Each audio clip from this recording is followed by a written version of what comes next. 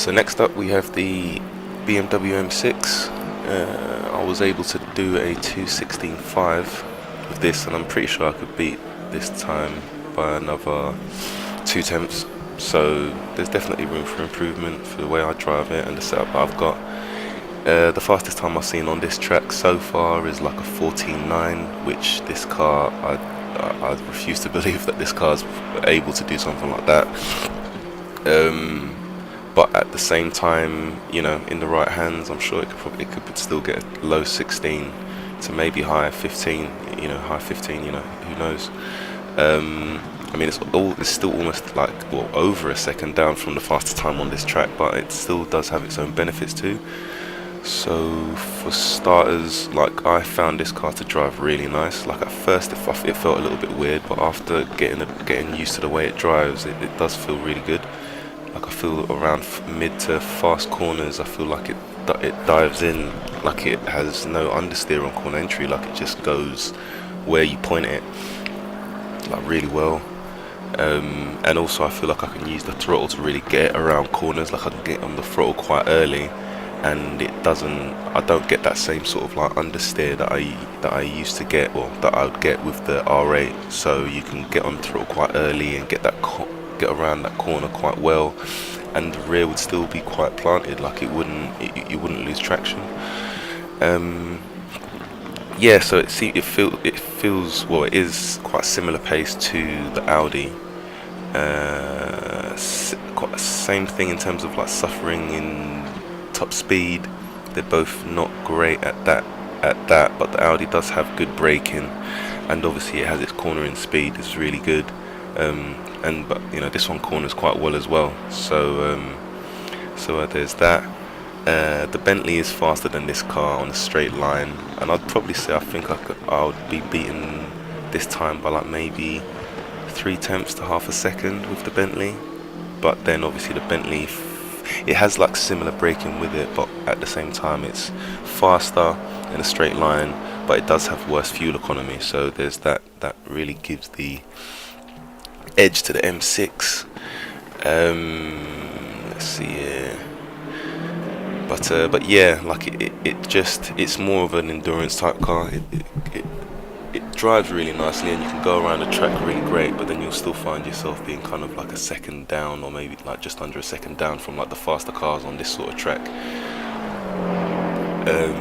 So you know, it does suffer there, but it is the best in fuel economy. By far, it's the best one. So far, the title was held by the Porsche, but now it's definitely by the M6. The M6 has the best fuel economy. So, example, on this track here, it will need 91 litres for a 60-minute race, whereas the 911 would need 94, the Audi R8 would need 98, the Bentley would need 104, the AMG would need 115, and the C7 would need 125.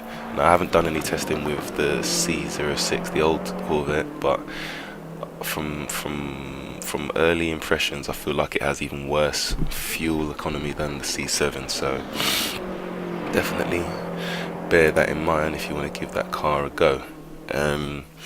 But even though don't get me wrong, it's still a second slower, I still feel like this car can still maybe like offer something in like sprint races. Like, again, like I said, like the R8, it still corners quite nicely, and in behind a draft of, say, like one of the faster cars, C7s, Bentleys, or whatever, they do have the pace to slightly pull away, but it doesn't have the pace to pull away like the old Corvette does. So you would still be getting a slipstream and somewhat keeping up with them, and then you'll just be catching them in all the corners as well. So it's you know, with a bit of patience, I mean, you will have to work harder, but with a bit of patience, you could still offer some competition with this car and the R8 as well. You just got to be very consistent with your cornering. I mean, with a car that's faster in a straight line, it's very hard to mess up a straight. So, but yeah, I do find that quite challenging, and but yeah, like I said, I really do like this car. It doesn't look like it's a go-to one. Like, it does feel, I don't know, it does feel worse than what it did before the update. but I mean, all the cars feel, you know, like in terms of their performance, they feel worse in lap times, but it does drive really nicely. Give the setup a go. You guys let me know what you think as well. You also have to remember as well, even in these sort of sprint races, for example, like a 60-minute race, the M6 would need 91, whereas the C7 would need 120 plus, which is basically a full tank for it. So even if it was a case of like so basically it would need, what's that, 25, 35, it would need basically 35 more litres or 30 plus more litres than the M6. That's going to carry more weight, which would then obviously slow it down more. So